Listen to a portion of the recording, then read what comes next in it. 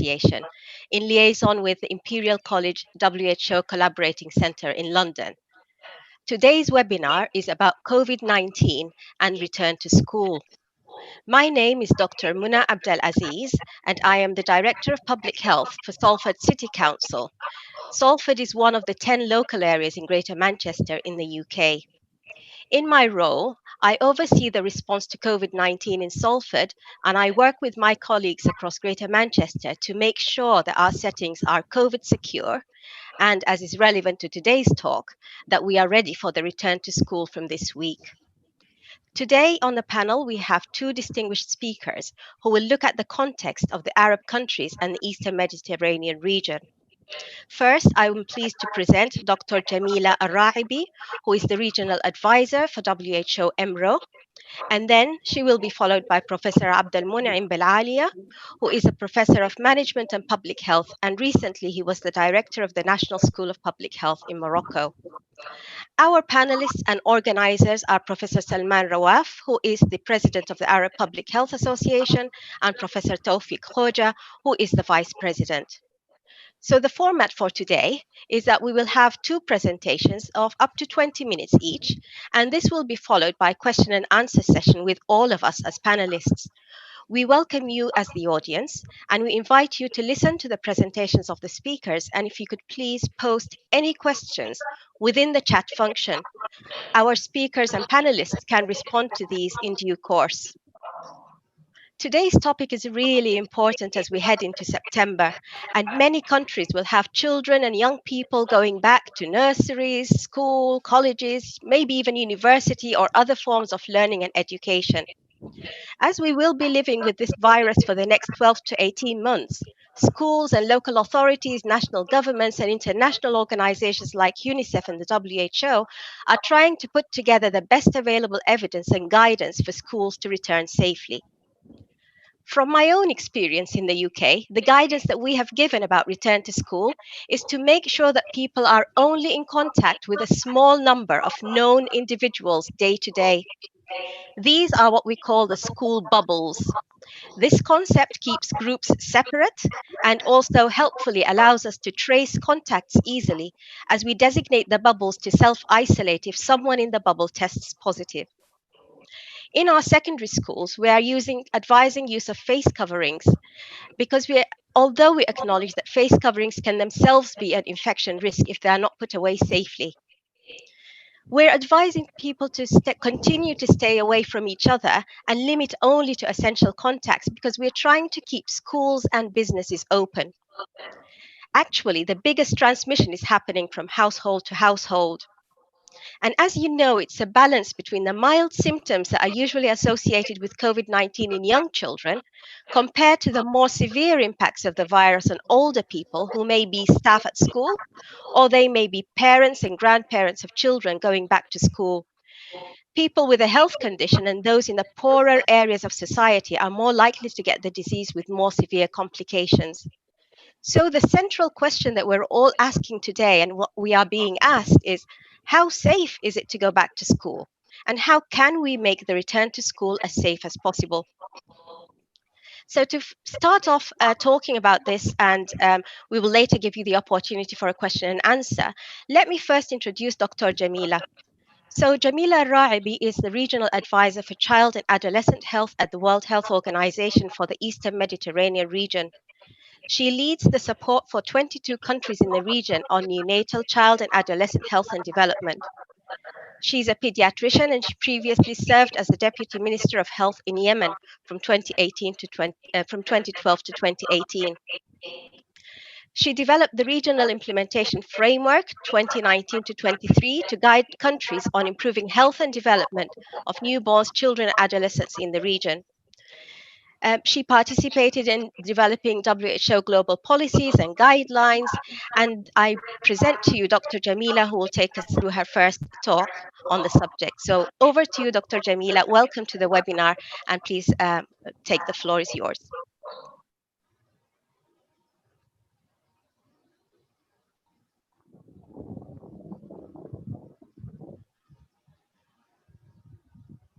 Yes. Thank you, Dr. Muna, and thank you for your introduction And thank you for Dr. Salman and Tawfik for their kind invitation. And it is a pleasure to join you and Dr. Abdelmonuim. I'll share my screen and I hope it will work beautifully. Oh, I'm sorry.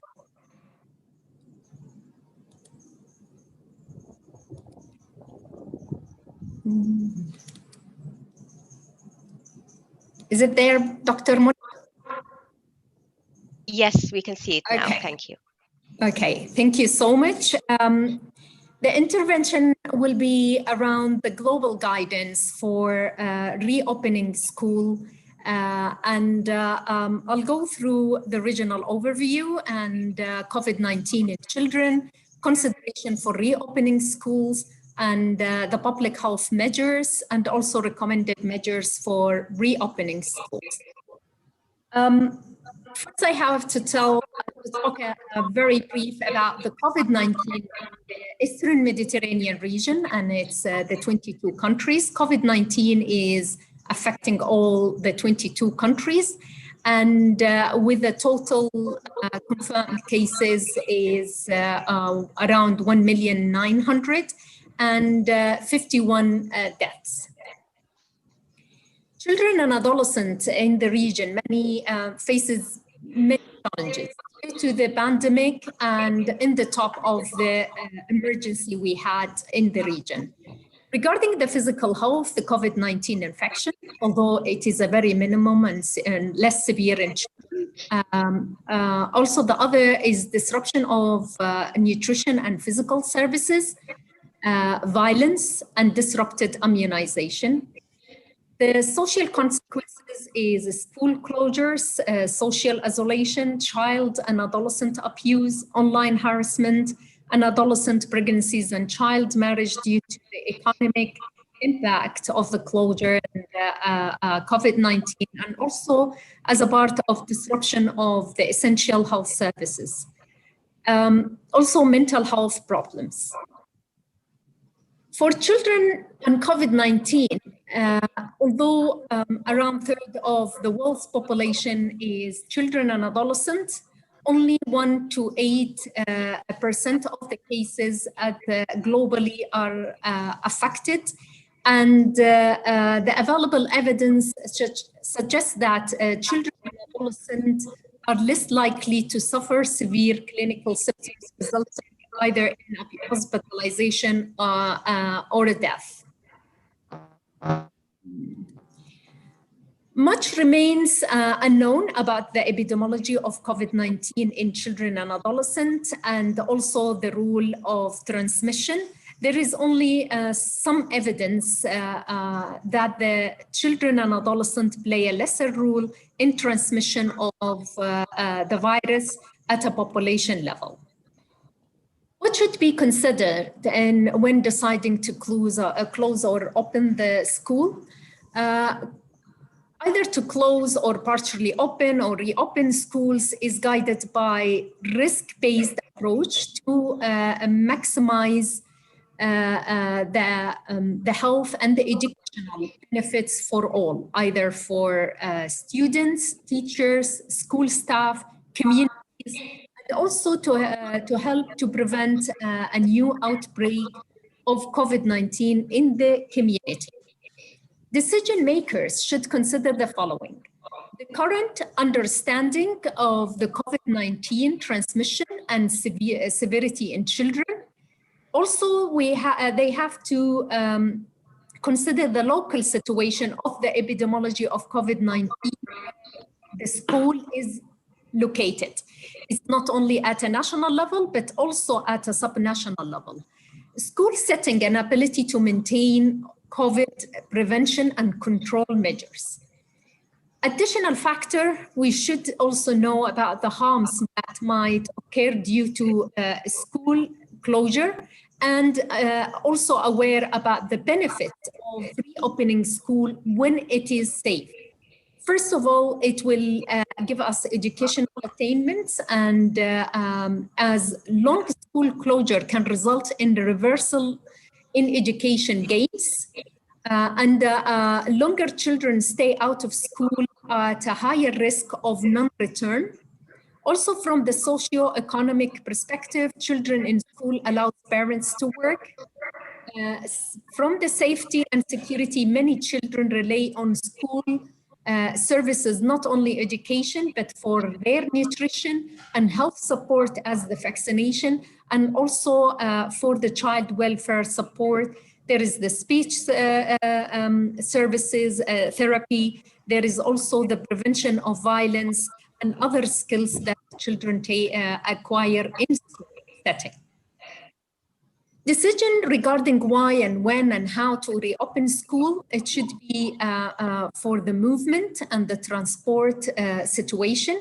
We have to understand what is the restriction to the movement and how to make it more safe for the travel of a student from to and from school.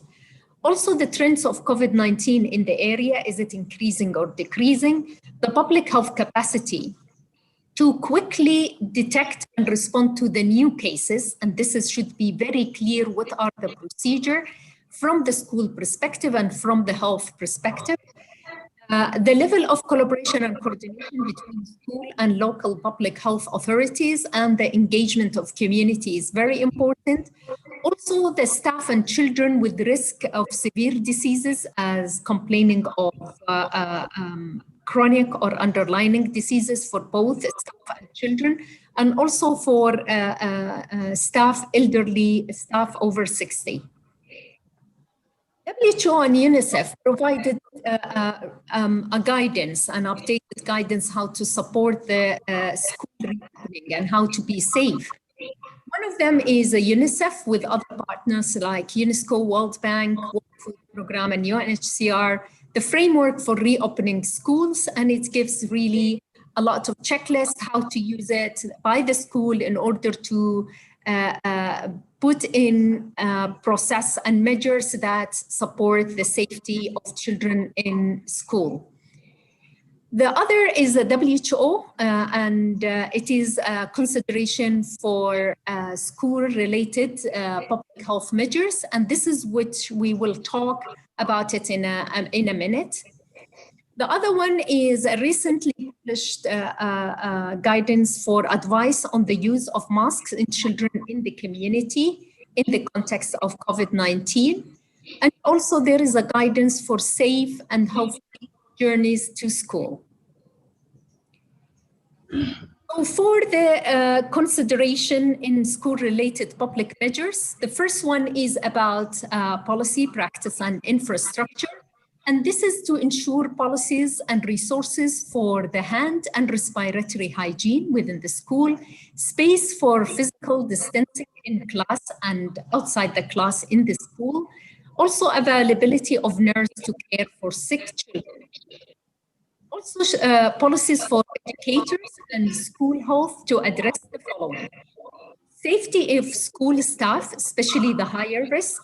Also training for school staff on the safe operation is not enough to know it, but how to train to apply it. Also flexible or a partial tele-schooling. There is a mixed school, and as Dr. Mona said, every country has identified what type of education and how to run it. And we have to be flexible about this. And enough teachers to support changes. I think we have also to bear in mind that the education will be not as before COVID. And this should be taken in consideration how to make it and a balancing between the quality of the education and getting the benefit and the safety of the children, staff, and teachers and the whole community. The other point is about the behavioral aspect, and it is understanding the age-related needs and capacities to adapt the changes in the school.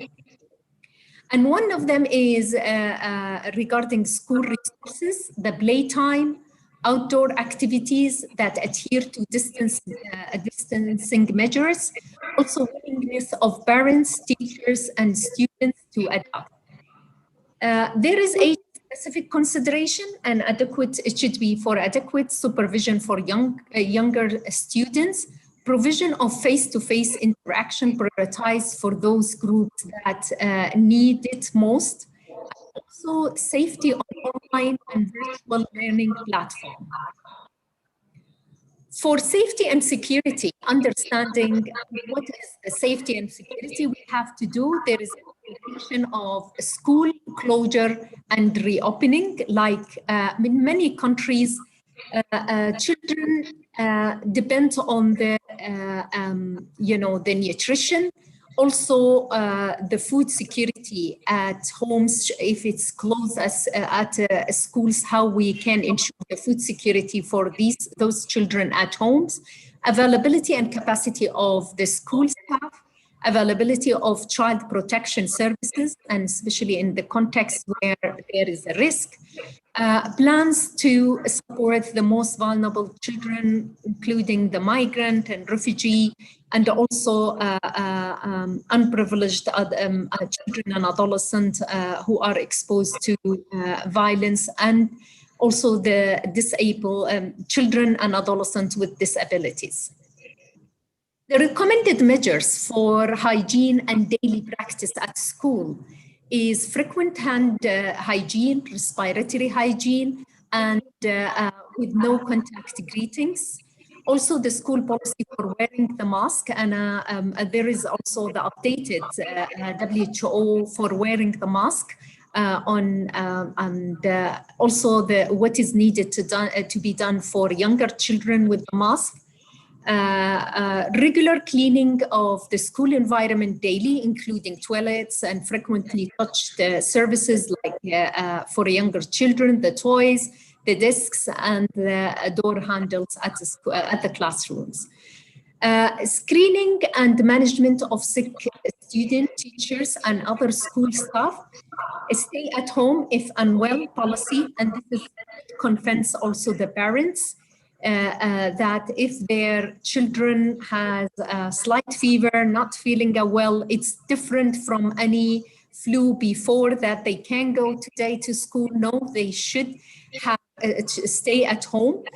And also waive requirement from the doctor's note to excuse absences for children or for staff, and the policies of the school for to really minimize the transmission should be very flexible. And this should be taken in consideration in order to apply those procedures. Also implement procedures and capacity to isolate students and staff. And this is just a point that we have to be ensure also the good and regular transparent communication with parents and students, and the stigma around COVID-19 for students or for teachers not to be used for bullying or especially for young children in the school. Also follow up on additional school-related measures such as the routine immunization and the checkup and catch-up vaccination for vaccine preventable diseases according to the national expanded program for immunization in the country. The recommended measures for physical distancing and tele-schooling, we have to maintain at least 1 meter between everyone at school through desk spacing, limit mixing of classes, modify timetable, and include more teachers to avoid crowding, move classes outward, and ventilate the rooms and the classes. And countries has took some approaches in the country. For example, certain days for certain classes, or 2 shifts from the morning to the afternoon, to be mixed from face-to-face, and also the tele-study or tele-schooling. For the tele-schooling and distance learning, we have to initiate continue tele-schooling using blended method, radio, television, broadcast of lessons, and also the buddy system for homework, age appropriate, and frequent follow-up of the support, and also avoid penalizing the students in difficult learning environment. we have to consider that the inequity in access to the tele-schooling in the region is huge between the countries and huge also between the countries at the national and subnational level. And this should be taken in consideration. Another measure when we have to take it in consideration after applying those procedures is monitoring of the school after the reopening. It is important to monitor the effectiveness of the measures implemented. It is important monitoring for the accountability of every stakeholder from the school to the parents, to the community, to the government. And what we measure is the effectiveness of tele-schooling interventions. Also affects measure the effects of educational objective and learning outcomes, effects on health and well-being of children, siblings, staff, parents, and other family members, and also to monitor the trends in school drop out after lifting the restrictions. We have some guidance also coming very soon. It is an update for this guideline consideration for school-related public health measures. It is about to finalize and it will be updated this month to be released. Also guidance on reopening preschool and kindergarten, and this is very important and has been requested by many countries how to really put the procedure in place. Also, we are already the global standards for health promoting schools is there in a pilot stage and to be released in 2021. And also for the planning chapter on the response toolkit for the schools will be in September. In conclusion, schools are part of the communities and the variation in the pattern of community transmission will be reflected in schools. Safe return to schools is possible in certain conditions are met. And to choice between opening, closure, or a combination of virus strategies are to ensure a variety of school operation models. And also we need, the schools, we need to understand better the visibility of recommended public health measures in schools. Are they visible to be implemented in each context? And not context at a national level, not only as subnational level, it is at a school level and at the community level. Also their effects on the quality and equity of education and on health and well-being of our children and adolescents. Thank you. Thank you very much, Dr. Jameela. Thank you for a very interesting presentation, really. And so from my point of view, I took away some really important points around the decision to open and sort of to keep closed or to reopen schools is risk, harm, and benefit. It is a balance. I also noted that public health capacity to respond to suspected and confirmed cases is very important. So it's not just the arrangements within the school setting, but also how is the virus transmitting itself outside of the school setting. And you also pointed out that we should consider behavioral aspects as well as the journeys to school.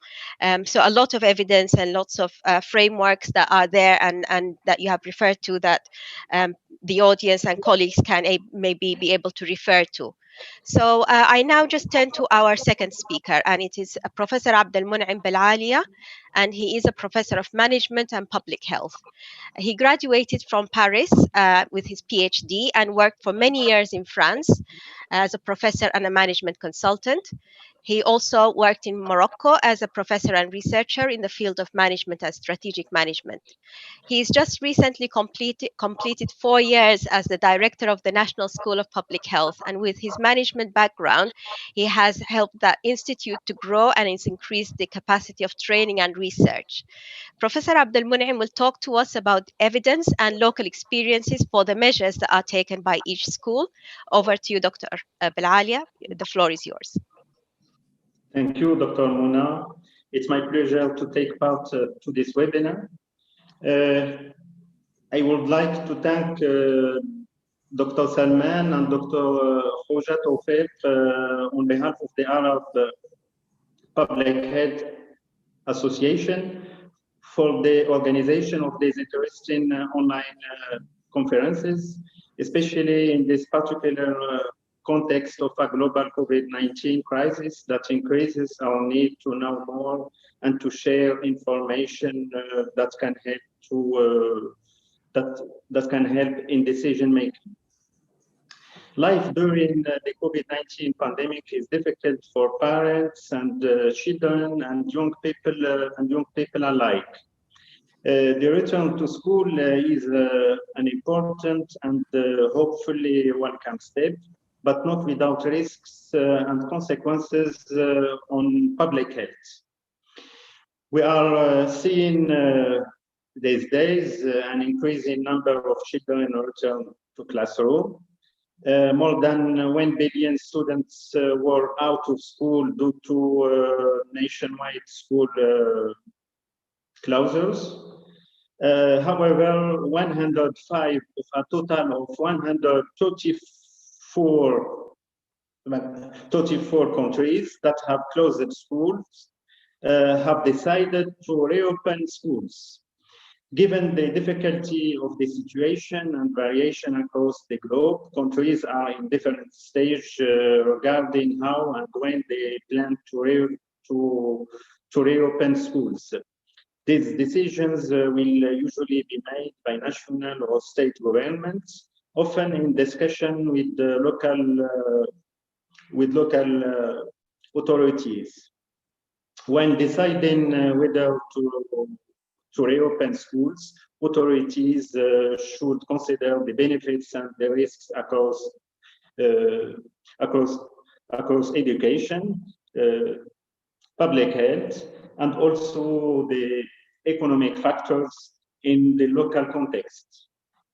Return to school is such a crucial subject for parents, students, children, and also schools that we have many things to say, but my intervention will focus on 4 main topics that constitute the pillars of a successful reopening strategy. The first will be about face covering. The second will be about symptom screening. The third about testing, and the fourth will be about disinfection and hygiene in schools. When used consistently and correctly, along with important mitigation strategies, cloth face covering are important to help slow the spread of COVID-19. Other important mitigation strategies include social distancing, washing hands, and regular cleaning and disinfecting frequently surfaces in schools. CDC provides consideration for wearing cloth face coverings and recommends that people wear cloth face covering in public settings. The use of face covering is especially important when social distancing is difficult to maintain. We can say that face covering are recommended as a simple barrier to help prevent respiratory droplets from traveling into the air and onto other people when the person wearing the cloth face covering coughs, sneeze, talks, or raise the voice. The use of face covering is in educational settings may present challenges, particularly for younger students and students with special healthcare or educational needs. Education and the promotion of positive and supportive relationship should remain the primary focus of school administrators, teachers, and staff. While face coverings are strongly encouraged to reduce the spread of COVID-19, CDC recognized there are specific instances when wearing a cloth face covering may not be feasible. In these instances, parents, teachers, and school administrators should consider adaptations and alternatives whenever it is possible. The second point is about symptom screening. COVID-19 is a newly identified disease. Scientists are still learning about how it spreads, how it impacts children, and what role children may play in its spread. Limited data about COVID-19 in children suggests that children are less likely to get COVID-19 than adults, and if they do contract COVID-19, they generally have less serious illness than adults. While uncommon deaths and rare illnesses such as multi-system inflammatory syndrome in children may still occur. People with COVID-19 have had a wide range of reported symptoms. These symptoms may appear 2 to 14 days after exposure to SARS-CoV-2. Symptoms can include, as we know, fever, cough, shortness or fatigue. Given the wide range of symptoms and the fact that some people with SARS-CoV-2 infection are asymptomatic, there are limitations to symptom screening conducted by schools for the identification of COVID-19. However, symptom screenings as part of a school reopening strategy present some limitations. First, symptom screening will fail to identify some students who have SARS-CoV-2 infection. Symptom screening are not helpful in identifying individuals with SARS-CoV-2 infection who are asymptomatic or pre-symptomatic. The second point is that symptom screenings will identify only that a person may have illness, not that the illness is COVID-19. Many of the symptoms of COVID-19 are also common in other childhood illness, like the common cold, the flu, or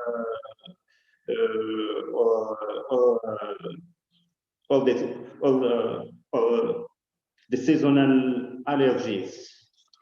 The third point is testing. Schools should determine in collaboration with state and local health officials whether to implement any testing strategy, and if so, how to best do so. The strategy is about 3 suspect cases categories. The first category is students with the signs or symptoms consistent with COVID-19. The second category is asymptomatic individuals with recent known or suspected exposure to a person with COVID-19. And the third category is about asymptomatic individuals without known exposure to a person with COVID-19. Now we will pass to the 4 pillars of this strategy of reopening. It is about cleaning, disinfection, and hygiene in schools. We know that reducing the risk of exposure to coronavirus by cleaning and disinfection is an integral part of reopening schools that will require careful planning. Cleaning and disinfecting and promoting hand hygiene are important everyday actions schools and can take to slow the spread of COVID-19 and other infectious diseases and protect students and staff. Coronavirus can be reduced and killed from surfaces, objects, and hands if the right products are used correctly.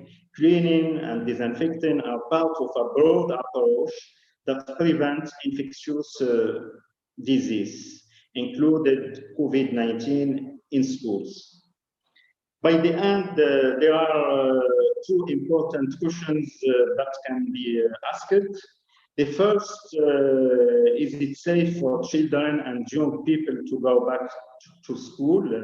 As Dr. Jameela said, decision on control measures in schools and school closures and opening should be consistent with decision on other physical distancing and public health response measures within the community. Generally, schools are not opening in countries as an isolated action, but as part of a number of actions related to opening back the country, such as reopening factories, public transport, and businesses.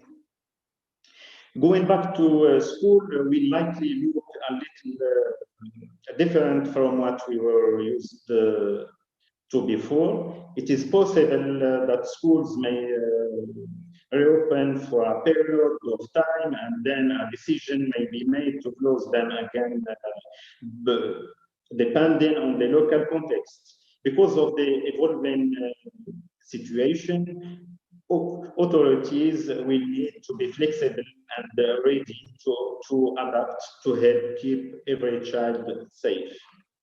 The second question is about what precautions should the school be taking to prevent COVID-19 virus from spreading. As the UNICEF guidelines say, school reopening should be consistent with each country's overall COVID-19 health response to help protect students, staff, teachers, and their families. Some of the practical measures that schools can take according to UNICEF include staggering the start and close of the school day, staggering the meal times, moving classes to temporary spaces or outdoors, and holding school in shifts to reduce class size.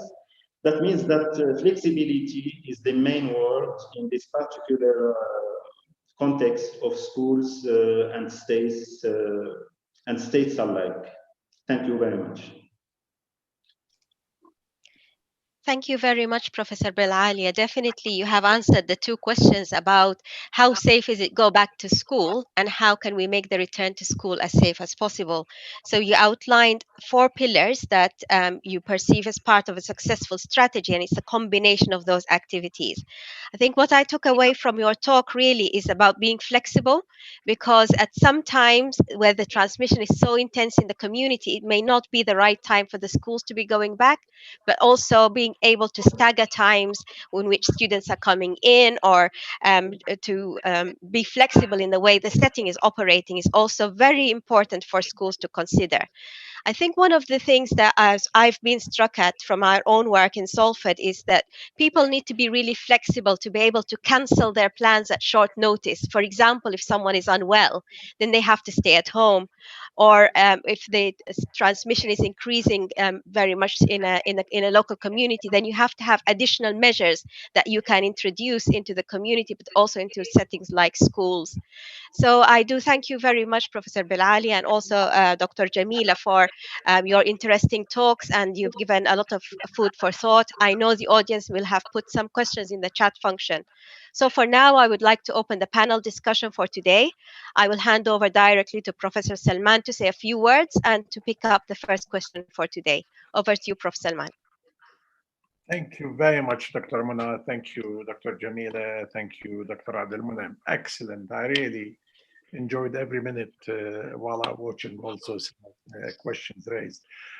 I think, as you said, we are facing choices here, and choices between putting our children at risk outside the school, and there is a huge risk for not continuing their education, as you mentioned beautifully, and the risk of exposed to external factors, which could be anything like accident, abuse, etc., environmental exposure, name it. And on the other hand, a lot of people feel that there is a lot of risk in going back to school, especially the schools, if the schools are not well prepared. And I think Jameela highlighted this point beautifully. But let me here tease the issue with you, Mona. I mean, you are in a big political post, but also scientific post as a doctor of public health in one of the advanced countries. Is the decision of opening a school political one or a public health one? Or is it an individual family's choice or decision? I think that we are all balancing the risks and balancing also the benefits and the outcome. So we are asking, how safe is everyone at school in the context that the virus is circulating in the community anyway? And it is a balance between the measures that can be undertaken within a school to remain COVID secure, like hand washing and the four pillars that Professor Abdelmonuim spoke about: social distancing, respiratory hygiene, hand washing, wearing a face covering. When we know that some of this is very difficult in some of the developing countries, not just because the age of young children makes it very difficult for them to comply with these rules, but also because of crowding of more than one child to a desk or the large numbers in a single classroom. So I think we are all in our context trying to balance these different risks of being in school when the virus is out in the community. What other risks and harms that children and young people will be exposed to in the community, but also the harm of missing out on an education. We know that education is the best life chance for young people. So it's a balance, and the politicians are balancing it, the public health professionals are balancing the science, and also individual family members may be balancing the risk of actually leaving the house, going to work, going to school. It's a balance in the end, and we are trying to get that right. I agree. It's a balance, and I want to take that with Dr. Jameela and Dr. Monim. Both of them talked about the school setting and how we almost restructure the schools, the distance between the student of 1 meter, the measures that teachers, auxiliaries, and other staff within school will take, the issues of mask, whether they should wear mask, how often that mask will be changed. For example, if you are flying, they said to you the mask could not last for more than 4 hours, i.e. you have to replace it. So keeping the children in the school, how many times do we have to change mask? Let us look at the setting, Dr. Jameela.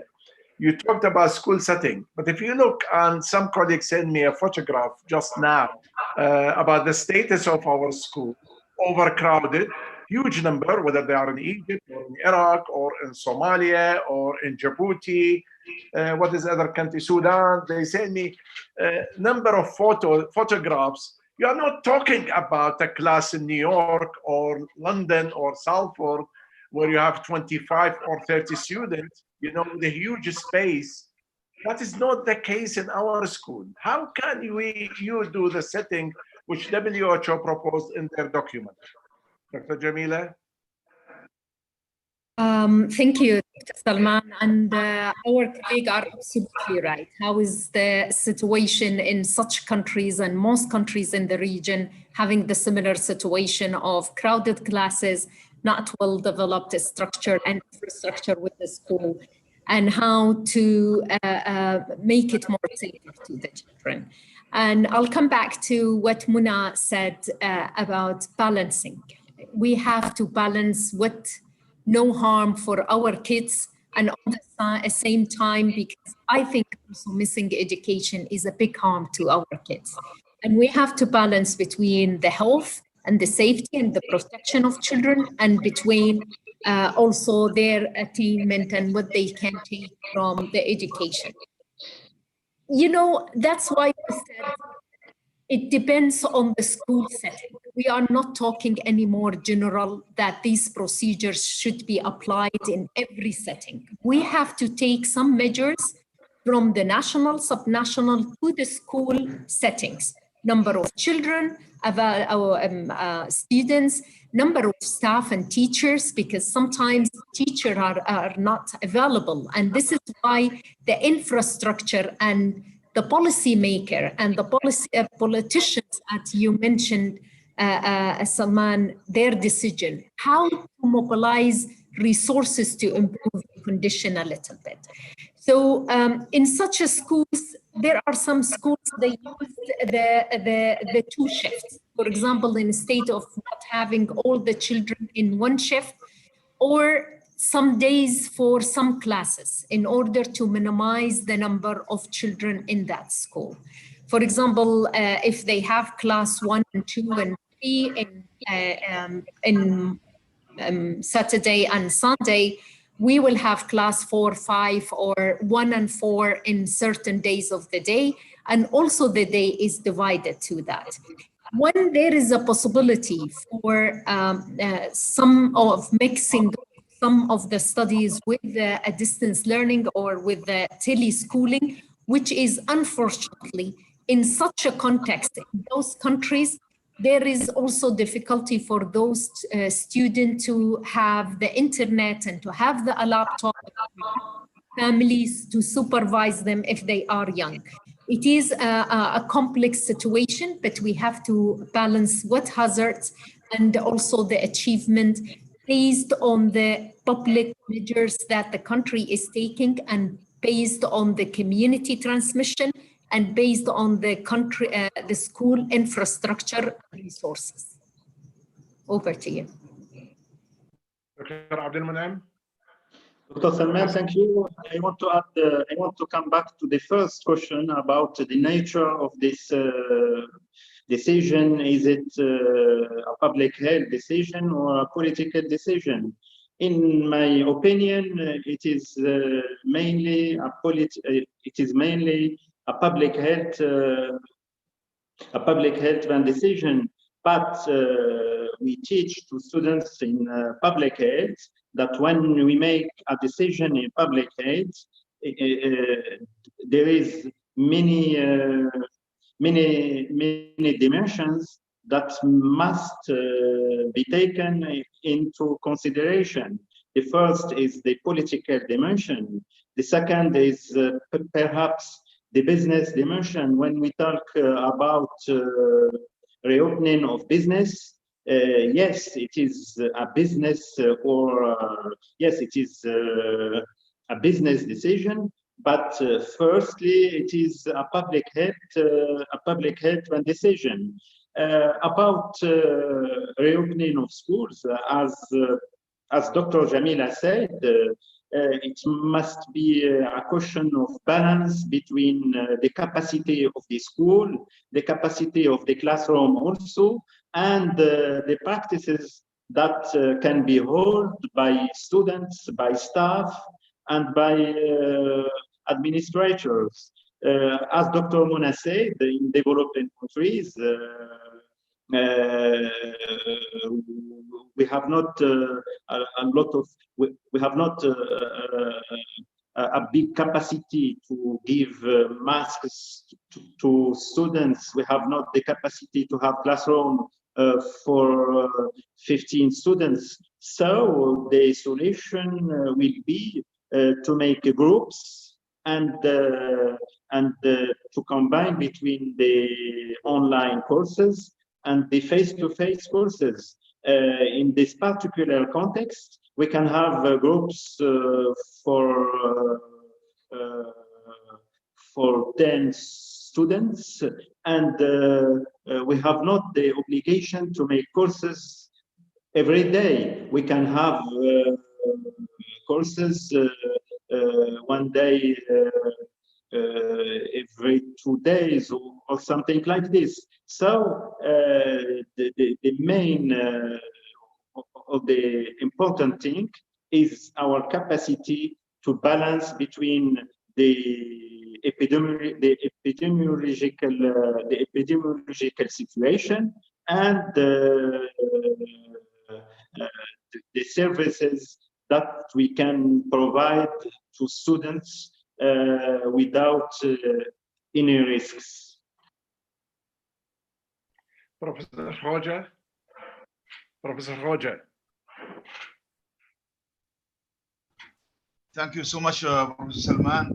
This is a great webinar. Really, I enjoy, as you said, every minute of this meeting. Thank you, your leadership, Dr. Mona, Dr. Jameela. Great listen to you, and Professor Abdelmonuim. I have two messages and I have two questions. The first message is the best interest of every children should be at the center of any decision using the best available evidence. And this is really a great message. We should take it. And I gather it from your presentation, Dr. Jameela and Professor Abdelmonuim. Second message, unless the Minister of Health and Minister of Education are really ready, totally ready, comprehensively and integrated to have a universal and accessible, available 24 hours to support the safety and also to support the public health measures in the school, I think we are doing harm to the children. We are doing harm to the students. So we need to make sure that before any decision making, two issues. First, the best interest for the children and the students. Second, that the two ministries should be at the level of their responsibility. And the decision makers should, in this institution should take all the prerequisite measures before giving the decision to open the school or even open the school, because this is our beloved nation and they are our beloved future for our nation. The two questions that I understand from both your presentation, that you concentrate mostly in the perspective of the decision makers and the government. And really, I commend you and really I thank you so much for such approach. But the real situation is not only this. The real situation is, this is the question: is it safe for my child to go back to the school? The question is, the parents need to know what about what they need to know about reopening the school in the era of COVID-19. They have different messages. They have different, even the messaging from the Minister of Health, Minister of Education, WHO is not clear for the parents, to my knowledge. So I really, this is the first question. Second question, that as Professor Salman said, looking at the type of our schools, how can we overcome these obstacles in our school setup? And the scene of our school is not appropriate for all recommendation. So how can we overcome if we are going to have a decision for opening the school? So the first one, what advices, what should our parents, the parents should know about reopening the schools and go back to the school? Second, look at the scene of our schools. Thank you so much. Dr. Jameela? Thank you, Tawfik, and it's a pleasure to see you. You know, I can't agree more. As you said, it is a work integrated with the education sector and the school. And I will add what Dr. Mona added is the family and the community. And it's not a decision of one, it should be a participatory decision based on the public health measure for the COVID. is it safe to send my child to the school or not? And this is a question everyone has been asked, and who has children ask themselves before even asking others. And we can say safe or not safe is based on the procedure that will be implemented at school. And the procedure at school, it will be implemented based on the risk assessment at the local context, at the community level. If the COVID-19 increasing or decreasing, how is the situation of the restriction in that area? Is the school capable to apply the washing hygiene, the respiratory hygiene? Also, the teachers are trained and knowledge and have the skills how to support the procedure. As Dr. Abdelmonuim and Dr. Salman talked about, either the mask or what is really resources at school to provide, we have to be sure, and that's why in WHO recommendation or measures, we have to see what is visible can be implemented in such a setting of the school.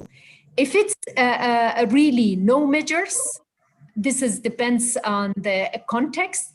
The children, even if they don't get it also from school, if there is no good measures, they can get it from the outside the school, also in the community.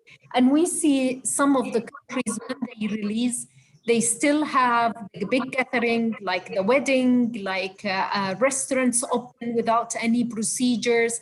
And this is a risk for the family, either the adults or the children.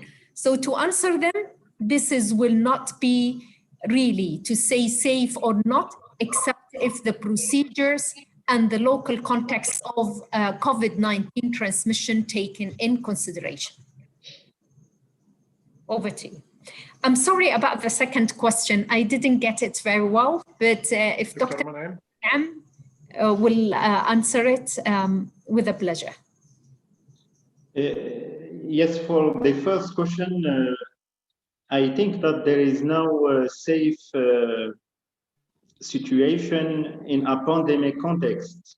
When we have contact with people, we increase the risk to have the virus. So when we go to buy foods or in supermarket, or there is a risk to catch the virus. So for children, I can say that the decision to send children to school encloses a part of risk, but the decision belongs to the authorities, to the Ministry of Education, and to parents. In some countries, that's the Ministry of Education that set up some rules in order that reopening of schools can be in a good conditions. And in some other countries, the decision belongs to parents. For example, in Morocco, for this entry to school, we propose to parents to sign a decision to approve that the child will have courses in face-to-face. So we balance between the two models of responsibility, because the responsibility is shared between the authorities, the Ministry of Education, and the parents who can send or not their children. And sorry for the second question. Me too. I don't understand the meaning of the second question. You should repeat the second question. Okay, the second. Thank you. Looking at the sitting of the school in the Arab region, This has mentioned very clearly by Professor Salman. And looking at the requirement by the WHO and other UNICEF, Fikr establishment and others, I cannot imagine that the decision for reopening the school is very easy. So what is your advice if we are going to reopen the school with all of these obstacles, with all of these problems we are facing in the setup of our school? How can we can go to the school safely to reopen it, even we have these difficulties? Is there any, practical approach? Is there any example in the world that they overcome these problems? I mean, even in Saudi Arabia, the schools are overcrowded. In Gulf, there are schools like in UK, but there are schools like in Yemen and Sudan, overcrowded. So this is it is all over the Arab region, and some of the schools they are rented. And the other issue is that the students are overactive. You cannot put them in line. So is there any practical approach? Because some of the people are listening to us right now, they are in the place of taking a decision, and you are the expert people. So is there any practical approach? Thank you so much. Yes, firstly, I can say that that there is no standard approach for the reopening of schools. It depends on many factors.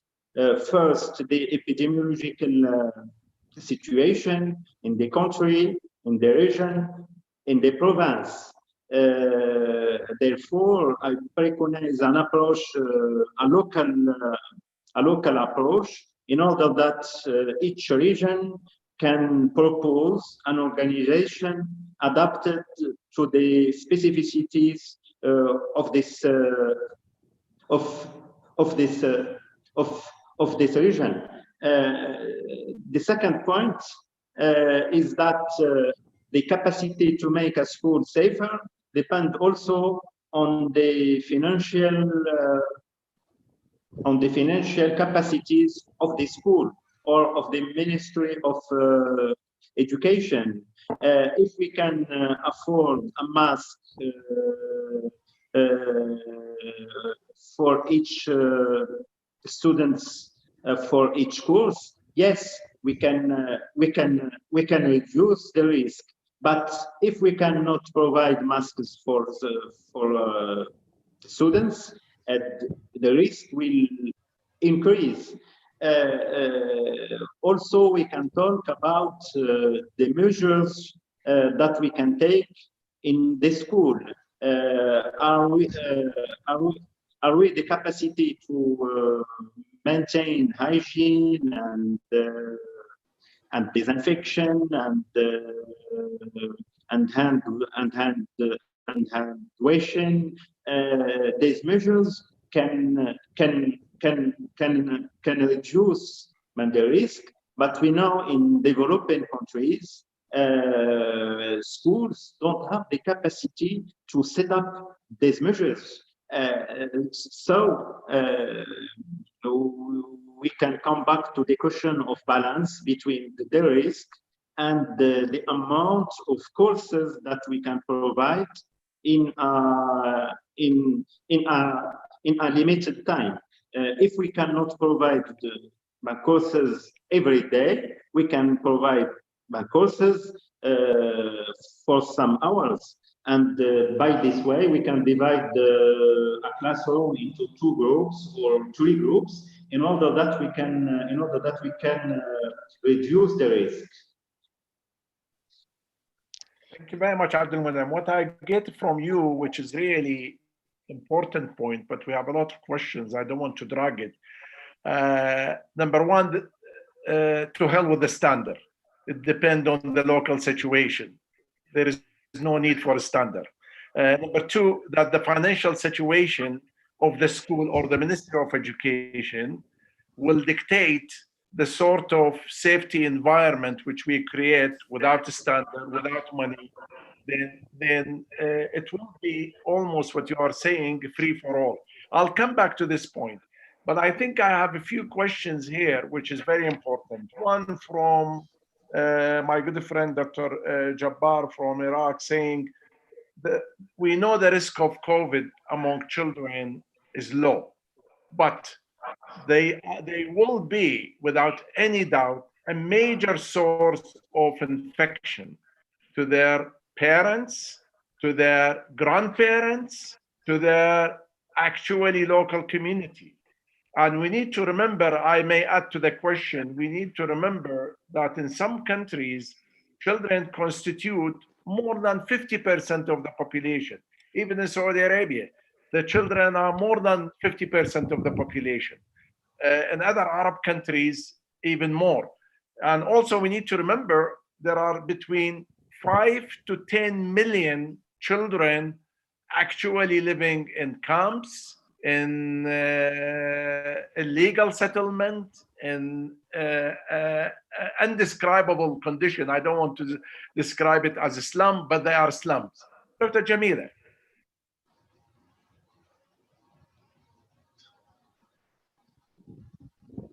Thank you, Dr. Salman and Dr. Jabir for the question. And as he said, yes, the COVID-19 among children is not severe, but also the role of children in transmission of this virus also is not clear. There is not a lot of evidence around the role of children in transmission of this virus.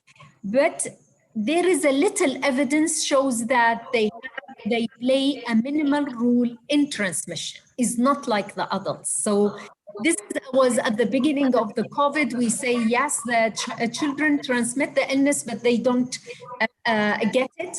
But this is wrong. And still there is generating evidence around the role of children in transmission, although the available evidence showed that it's not a huge transmission of a virus. Some countries... So they don't transmit the virus. Sorry? So they don't transmit the virus. They are not like adults. Adults transmit the virus more than the children. So even in the countries where they have opened the school and they have a flare up of the cases, it was not clear that it's from a student to student, but that the adults play an important role. So it's not fair to say that I'm not taking them because they transmit the virus. It is, we still need more evidence around that. Thank you. Muna, we have a question from Professor Ali Abu Thin. What I noticed that most discussion regarding school opening is on children. What's about teacher safety? Muna? Yes, exactly. So thank you very much. We cannot take the behaviors in school outside of the behaviors out in the community. So I just want to remind about the bottom line is the social distancing, face covering where possible, infection control, frequent cleaning, frequent washing of hands, and stay at home if you're unwell. So these are the bottom line protections that are almost, cost-free. And to answer Professor Khoja's first question about, well, what will a family do and who's influencing that and whether it's the Ministry of Education, I think that at local level, the schools themselves and the parents and the teachers can sit together and can agree that this is our risk assessment and this is how we are protecting each other. And if a child or a staff member or a parent contravenes these or it doesn't support the setting, then everybody loses. The virus takes hold, and it takes hold in the whole community, not just within the school setting. So the vulnerability to the virus is, we all thought that we're equally vulnerable, we're all equally exposed, none of us are immune, but actually the more severe effects are felt by older people and people with a health condition. And some of the staff at school are either older or have a health condition, or maybe continue to smoke, because that's the other thing that we now realize: people who smoke or who have high blood pressure but didn't know that they have high blood pressure. So our approach to this is, okay, so individuals with high risk, how can we reduce that risk? So can we support to consider stopping smoking? Can we make sure that their blood pressure is managed or their health condition is managed? But these people are extra careful, so they have to go back to the bottom line, the hand hygiene, the social distancing, wearing a face covering where needed. And these are low cost, really. I'm not even talking about testing and availability of testing, because if someone isolates when they're unwell, it doesn't matter if they test or they don't test, or if they test positive or not at all. They're away, they're not in contact with people. So we're minimizing the transmission, even though we can never take it away, because with all of these risk mitigation, what we're trying to do is to reduce the risk as far as it will go in the camp, in a school in an urban area, or in a rural area, or in a developed world or developing country. It is all about what can we do to reduce the risk. Can we reduce it even more then? And those solutions can only come about by the people who are expected to live within those rules. You cannot impose those rules and say, yes, you can put standards, but you cannot impose the rules, because ultimately people have to live within those rules and they have to comply with them. They have to understand why they are there to protect each other. Thank you. Well, thank you very much for that, Muna. But I think all of us accused, whether we are public health authorities, WHO, schools of public health, which is well represented here today, we have a question on that from Amal. We are accused that families need to be prepared to allow their children back to school, especially as we know school not prepared well to maintain safe environment. So it seems that we focus on the school, we have the guideline, although Abdelmonuim saying, look, you don't need a standard, you don't need guideline, you need to look at circumstances and how much money available. But now we are accused that these families are not prepared very well, i.e. the education message from health authorities, from education authorities, is not sufficient enough to give the confidence to me as a parent to take my children back to school. Jameela? Mr. Salman, this is my core question. Carry on. Thank you so much. Before my respected colleague, Dr. Jameela, this is really, I read it in the newspaper, in the WhatsApp, and even my relatives, they are asking, Tawfik, you are a public health consultant, you are a professor of public health. What is this? We are in a mess. We need our, so I really, this is the core issue now. So I would like from you both, the three of you, and even Professor Salman, to highlight in this issue, because this is a very needed issue. Thank you so much. Jameela? Thank you. Parents and families engagement as a community engagement, and I'll come back to what Dr. Abdelmonuim talked about, shared responsibilities. Decision to go to school and how to keep our children safe within the school setting or outside the school setting is a shared responsibility.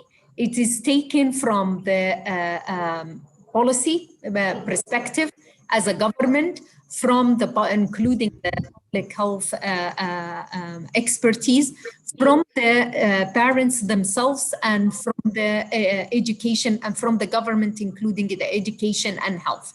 The messages is always for the parents, and this is what we are trying. We have to take it from education, health, and well-being of the status of the child. The parents should have the knowledge and the skills how to deal with it, not only to take the children to the school and how the sitting with the school, how is the sitting within the home and within outside the home where the child is going. For example, they have to have the parenting skill in talking with the child about the risk and about how they can protect themselves by the hand washing and by the respiratory etiquette. This is our learning the children who are, to give them a responsibility also for their safety. So if the parents have not the knowledge or the skills to support their children, those spacing, physical spacing, or as we said, respiratory etiquette, and also the hand wash, which is very important. Also the journey from the school, from the home to the school, and from the school to the home, it's very important, and we have to make the family and the children ready how to use it. And we said the UNICEF guide shows how we can make it more safer for this journey. And I agree, this is different in the region, different from every country, with the school buses that can be really to have sensitizer and wash hands before getting and out before going, to a school that a child will travel alone in public transportation or walk into the school. This is different in different settings. So we have to prepare also the family how to take this child. We have to prepare the family if their kids is ill. It's not like any flu or not like any previous infection that if he's not feeling well, but he can go to school today. They should know what procedure they do, and they should have a good engagement with the school and a good and transparent communication with the parents, teachers, and the school on having, if there is any case has been there. So there is a lot of responsibilities on that. And I will come back to the question the same. Are we able to do it in every setting? Not every setting. The social determinants of health here differ more and more in COVID. The education level, the urban and rural, the poor and the rich.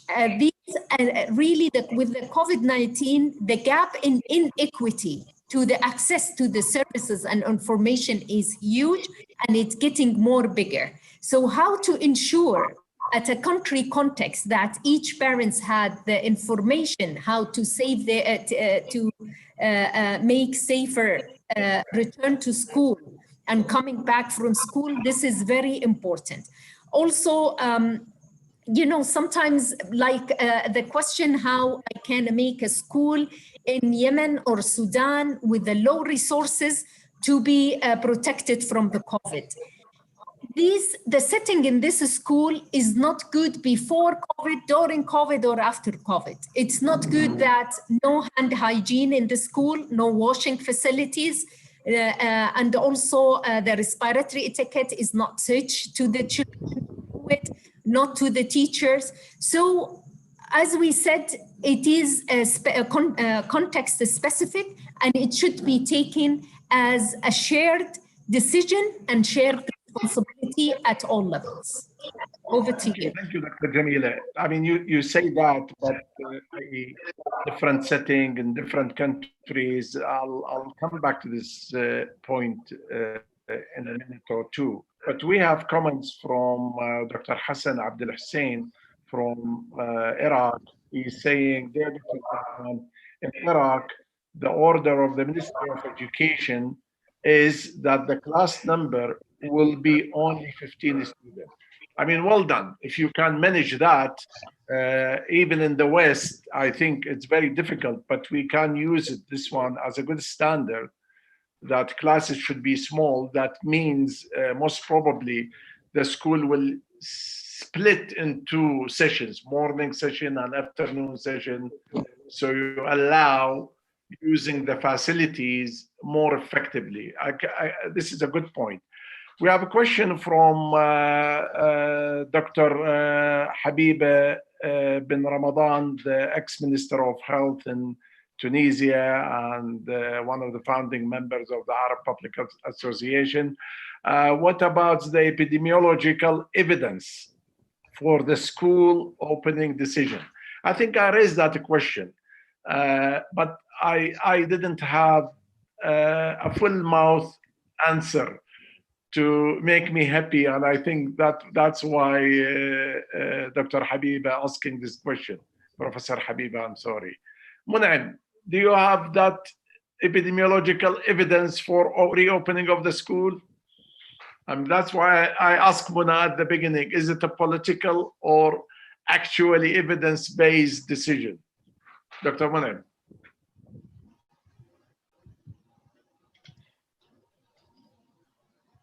So I think we lost Anybody Dr. I think we lost Professor Abdelmonuim until he joins, really. So there is the evidence around epidemiology, and I know that Dr. Jameela sort of talked about children and them not being the transmitters, because some of the epidemics that we've seen, or some of the smaller outbreaks that we expected to be even bigger, actually turns out that the children did not transmit it to each other within the educational setting. So I'm using an example of research in Ireland, which looked at the numbers of children, whether they were transmitters or not. We have a whole level, a system of when the community transmission reaches, for example, is it per 100,000? It's 25 per 100,000 in the UK. Then we know we have to. That's a really good level that we can live with. But if it's more than 50 per 100,000, then that is a point where we need to intervene. Some of those will be arbitrary ranges, and some countries will have those ranges to titrate the measures. So when you get to, for example, 35 per 100,000, then you have to actually really intervene very quickly, because you want to bring the virus transmission back down. And that's the epidemiological evidence behind some of the lockdowns that we've seen, that where transmission has got so exponential that people needed to lock down, everybody needed to stay at home. We don't ever want to get to that point. So we're looking at how we can bring down the level of transmission to a level which is where we can live with, where the virus is circulating in very limited circles and it's not sustained transmission across communities. So that is just an example from, for example, the UK perspective. But worldwide, the pandemic has affected very many areas. And we can see the different interventions that have been tried, or have been tried just a little bit too late. So already there's a lot of epidemiological evidence that Dr. Habib and colleagues, maybe we can summarize after the webinar. Thank you very much. I mean, this is a good point. If you can share it with us. I mean, we have a lot of questions about the term bubbles. I mean, this is a term we use in the United Kingdom, but I like to revisit school bubbles. What do you mean by school bubble? Dr. Mona, you mentioned at the beginning the school bubble, and I think we come to you, Dr. Jameela. Dr. Salman, I am not hearing you. I mentioned what? Dr. Salman? No, we are talking about the school bubbles. Yes. Dr. Mona mentioned at the beginning, and I think it's a UK term introduced by our prime ministers, talking about family bubbles. Now we expanded to school bubbles. And it may be worth explaining, because this is a very important epidemiological term now used widely in prevention. Dr. Mona, again? Yes. So that's where we started to bring back some of our schools while all of the other workplaces were still closed. And we wanted to make sure that people were socially distanced within a group. So the group share the classroom, they share the teaching facility, and you can't manage young people to socially distance from each other. But what you can do is make sure that the whole group is separate and distinct from another group who are in a different year, or maybe they are coming the next day into the school, not on the same day, and we managed to clean the school in between those 2 days. So we've looked at how we can stagger these bubbles of individuals. So some schools were considering, shall we bring in a bubble in the morning and a bubble in the afternoon? We decided that became very difficult, because you have to clean the school in between, and that takes away from the school teaching time. So the concept of a bubble is, it started off with those 15 children along with a teacher, and then now it's grown to a point where in primary schools we're saying everyone in the classroom, 30 children with their teacher, they are a bubble. And we try and keep those individuals separate from the office staff, separate from other children and other groups. And that makes it very easy for us to contact trace. If someone is unwell in that bubble, we know that the individuals they have been in contact with on a day-by-day basis. Because we introduced that in the schools, we're now also using that same notion in our workplaces and in our factories, so that people are only socializing with a small known group of individuals. And where we find that it's being compromised is people traveling to school in different ways, or they are meeting outside of the school or outside of the workplace setting. So one of our key messages is to limit non-essential contact outside in social and in household community settings, because you want to preserve the schools and the workplaces to remain open. Dr. Jameela, you mentioned school buses and the way they travel to schools. And we have a question from John saying that that does not exist in every country around the world. Many countries, if you are in India or in Pakistan or in Yemen, I mean, there are no school buses. And wealthy parents take children to school in their cars. If you take the rich countries in our region, I don't want to mention it, they are well known, they are taking their children in their big car. And again, this is an environmental issue, and again, exposure of adults to contact with other adults unnecessarily. Some of them, they walk with their children to school. So are we prepared to use this opportunity of school or reopening and return of the children to launch massive educational activities to the children, to the parents, to the community? Are there any guidance from WHO about this? Are there anything in the literature we can use? Thank you, and it is a very important question. And as we said, we will not see the school as the set alone, but how to make it more comprehensive outside the school to be safe. There is a UNICEF guide on the safe journeys to school. I shared it, and I can share also the link, but it is with the link, and it tells us how to use it. And I totally agree with her that it differs in each context. If it's using the bus school with the social distancing inside it, with the space enough, with the cleaning hand, is different from the parents that they will take them in a public transportation or walking them to school, also different from the private. But what we can do at this stage, how to educate and the parents on the safety for going there, and how to guide the schools, how to make their buses are safe for children to take, to travel from to and from the school. This is really what is should be done. And I agree, it should be accompanied with reopening the school. And this is why we said it should be taken a decision outside the school. A lot of messages should be given to the community and especially the parents, how to make it more safer. Thank you. We have a question from Dr. Muhammad Hassan. Any instruction about the ages of teachers? To what age group teachers are allowed to be in contact? i.e. should exclude teacher over the age of 50, 60 from contact with the children? Dr. Abdelmonuim? I missed the end of the question, please, Dr. Salman. Any specific age for teachers from Dr. Muhammad Hassan? Any instruction about ages of teachers? I think that in hospital, we exclude doctors above the age of 60. You remember that?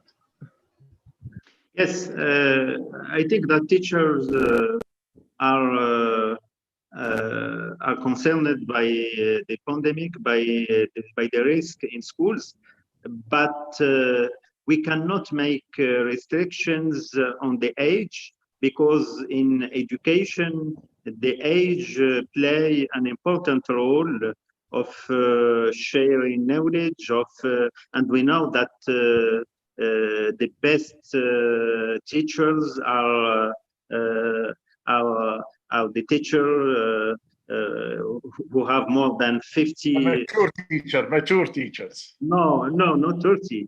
But if we make restrictions, we will decrease the quality of the education, and it won't be a good solution, in my opinion. Thank you very much, Dr. Monuim. We have the last 30 seconds. There is one question about what's happened from Dr. Amal Khalil if a teacher become infected.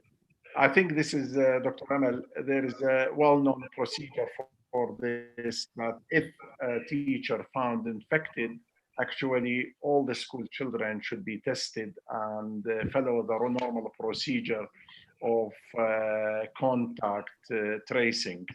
In the last few seconds, I just want to thank you most sincerely, Dr. Mona, for your leadership, Dr. Jameela, and Dr. Abdelmonuim, Professor Abdelmonuim, for your kindness and give us your wisdom and experiences. We are, Professor Khoja and I, and all members of the Public Association are extremely grateful. Thank you very much, and this is recorded, and I'm sure all of us will see it again and again, because next week we look forward to see you. We have an important session with key players from the region.